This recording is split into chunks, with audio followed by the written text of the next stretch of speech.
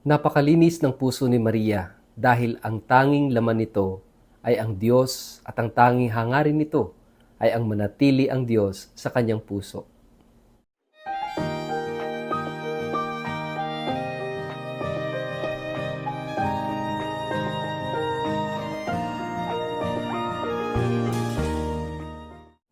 Ang mabuting balita ng Panginoon ayon kay San Lucas.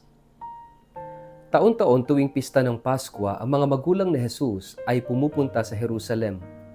Nang siya'y 12 taon na, dumalo sila sa pista ayon sa kanilang kaugalian. Sila'y umuwi na pagkatapos ng pista. Ang batang si Jesus ay nagpaiwan sa Jerusalem, ngunit hindi ito napansin ng kanyang mga magulang. Sa pag-aakalang siya ay kasama ng pangkat, nagpatuloy sila sa maghapong paglalakbay. Pagkatapos, siya ay hinanap nila sa kanilang mga kamag-anak at mga kakilala, ngunit hindi nila natagpuan si Jesus. Kaya't bumalik sila sa Jerusalem upang doon maghanap. Pagkalipas ng 3 araw, si Jesus ay natagpuan nila sa loob ng templo. Siya'y nakaupong kasama ng mga guro. Nakikinig siya at nagtatanong sa kanila, at ang lahat ng nakarinig sa kanya ay hangang-hanga sa kanyang pangunawa at mga sagot. Namangha rin ang kanyang mga magulang nang siya makita. Sinabi ng kanyang ina, "Anak, bakit mo naman ginawa ito sa amin? Lubha ang aming pag-aalala ng iyong ama sa paghahanap sa iyo." Sumagot si Jesus, "Bakit po ninyo ako hinahanap? Hindi po ba ninyo alam na ako'y dapat namamalagi sa bahay ng aking ama?" Ngunit hindi nila naunawaan ang sinabi niyang ito. Siya'y sumama sa kanila pauwi sa Nazareth at siya'y naging masunurin sa kanila. Ang lahat ng bagay na ito ay iningatan ng kanyang ina sa kanyang puso.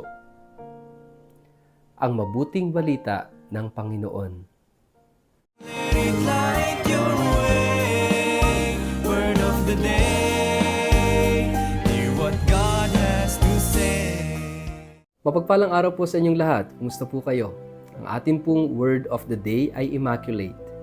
Bago po tayo magpalalim sa ating pong reflection sa araw na ito, kayo po'y muli kong inaanyayahan na huwag kakalimutan mag-like, follow at subscribe sa ating pong Facebook page at YouTube channel na Word of the Day. Ganon din po pakishare ang videong ito sa inyong kapamilya, kamag-anak, kaibigan, mga kakilala sa social media para po sama-sama tayo sa pagiging media evangelizers at online missionaries na nagpapalaganap ng salita ng Diyos sa mundo ng social media. At kung kayo po ay nakikinig ng Word of the Day sa pamamagitan ng Radyo Maria, mapagpalang pakikinig po sa inyong lahat. Mga kapatid, ating ipinagdiriwang sa araw na ito ang Feast of the Immaculate Heart of Mary, kasunod ng ating pagdiriwang kahapon ng Solemnity of the Most Sacred Heart of Jesus. Banal na puso at malinis na puso. Ito yung sana'y magkaroon tayo, banal at malinis na puso. Mga kapatid, bakit malinis ang puso ni Maria? Of course, pag malinis, ito'y banal. Kapag banal, ito'y malinis. Sabi natin kahapon sa ating pagninilay, ang puso na tinutukoy dito ay hindi itong physical heart na nagpapump ng dugo, kundi ang puso na ating tinutukoy rito ay ang kabuuan ng ating pagkatao, ang sentro ng ating pagkatao, ang ating kalooban. Kaya napakahalagang tingnan natin, suriin natin ang laman ng ating puso, ang laman ng ating kalooban. Si Maria, ang puso niya ay malinis dahil ang laman ng puso niya ay Diyos. Ang laman ng puso niya ay si Jesus. At wala nang ibang hinahangad ang puso ni Maria kundi ang mapa sa kanyang buhay ang Diyos. Mapa sa puso niya ang Diyos. Kaya nga makikita natin yan sa kwento sa ating ebanghelyo ngayong araw na ito. At ito'y alam kong pamilyar sa bawat isa sa atin, yung pagkawala ni Jesus. Actually, hindi naman talaga nawala si Jesus. Maaring nawala si Jesus sa paningin ni Maria at ni Jose, pero si Jesus sadyang nagpaiwan sa Jerusalem doon sa templo. Pero nakita natin yung reaksyon ng ating mahal na ina at ni Jose. Siyempre, tulad ng mga magulang, kapag ka nawala yung anak, abay mababagabag, matatakot, no? Hindi mapapakali, no? Dahil wala yung kanilang anak. At ang tendency is hahanapin. Kasi akala ni Maria at Jose ay si Jesus ay kasama ng mga kamag-anak doon sa caravan pa uwi. Pero napansin nila, halos maghapon na silang naglalakad, eh wala doon si Jesus. Kaya imagine, bumalik sila sa Jerusalem.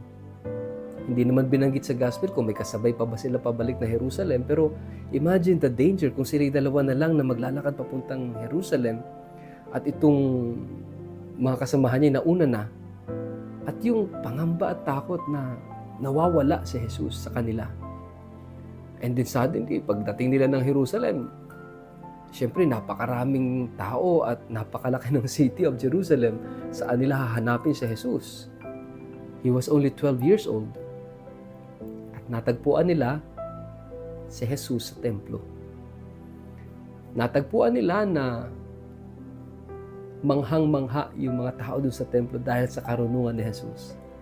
At kahit itong si Maria at si Jose na mangharin sa kanilang nasaksihan. Pero ano sabi ni Maria? Anak, bakit mo naman ginawa sa amin ito? Yung bang okay lang kung hindi sinasadyang mawala, pero yung malamang nagpaiwan, ibang usapan yun. Pero ano sabi ni Jesus? Hindi nyo ba nalalaman? Hindi nyo ba nababatid na dapat ako ay nasa tahanan ng aking ama? Ito yung first time na nagsalita si Jesus sa Biblia. Na nagsalita si Jesus sa Ebanghelyo. First time. The first words that Jesus uttered ay yung katotohanan na siya ay anak ng Ama. At ito'y mahalagang maunawaan ni Maria. Hindi niya naunawaan yon at that point, at that moment. Kasi ang nangingibabaw sa kanila, sa kanya personally, siyempre yung pagod at panghamba, yung takot na nawala si Jesus. Siguro magandang maunawaan natin na dahil ang buhay ni Maria ay nakasentro sa Diyos, ang puso niya walang ibang hangad kundi ang Diyos. Hindi masaya yung puso kapag wala si Jesus. Hindi masaya yung buhay kapag wala si Jesus. Kaya ganun na lang yung hinagpis ni Maria nang mawala si Jesus at malaman niya nandun sa templo. Sabi niya, bakit mo naman ginawa sa amin ito? Hindi mo ba alam na ako at ang tatay mo ay sobrang nabaghabag sa pagkawala mo? Sana tayo rin, ano? Sana ganun din yung maramdaman natin na kapag nawala ang Diyos sa buhay natin, mabagabag tayo. Mag-alala tayo. Hindi tayo mapakali at hanapin natin siya. Tulad ni Maria at Jose, sila'y nabagabag. Pero ano yung sagot ng Panginoon? Anong sagot ni Jesus? Hindi niyo ba nalalaman na dapat ako'y nasa tahanan ng aking Ama? Yung moment na yon, Mary pondered in her heart. She kept that moment in her heart. Na kinakailangan kahit si Maria mapaalalahanan na bagamat anak niya si Jesus, yung katotohanan na si Jesus ay anak ng Ama, anak ng Diyos. Kaya nga, mga kapatid, ito isang mahalagang paalala. Hindi lang, of course, sa ating mahal na ina, kundi sa ating lahat.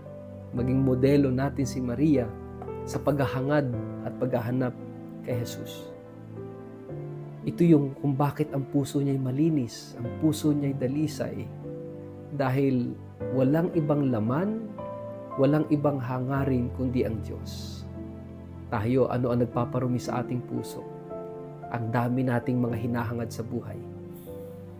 At madalas ang hinahangad natin sa buhay ay hindi naman ang Diyos. Material na bagay, luho, layaw, panandaliang aliw, hindi ang Diyos. Kaya nga mga kapatid, isang napakahalagang paalala sa pagdiriwang natin ng kalinis-linisang puso ni Maria. Ang puso ni Maria ay palaging kaugnay sa puso ni Jesus. Bakit? Kasi ang laman ng puso ni Maria ay si Jesus. Ang tibok ng puso ni Maria ay si Jesus, ang anak ng Diyos. ang Diyos. Sana po ito yung ating hilingin sa araw na ito.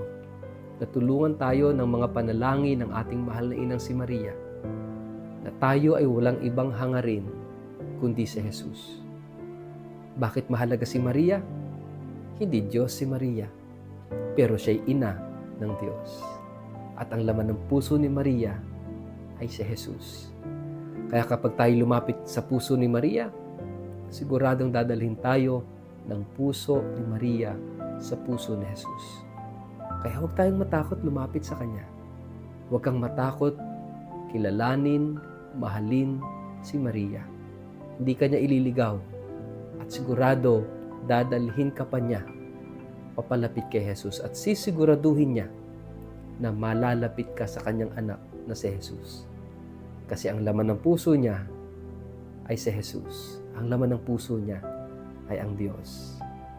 Sa ngalan ng Ama at ng Anak at ng Espiritu Santo. Amen. Ama naming Diyos, salamat po sa pagkakaloob mo sa amin ng isang ina, si Maria, na naging ina ng iyong anak. Sana po kami rin ay magkaroon ng pusong banal at malinis na walang ibang hangarin kundi ikaw. Amen. Pagpalain po kayo at ingatan ng makapangyarihang Diyos, Ama at Anak at Espiritu Santo. Amen.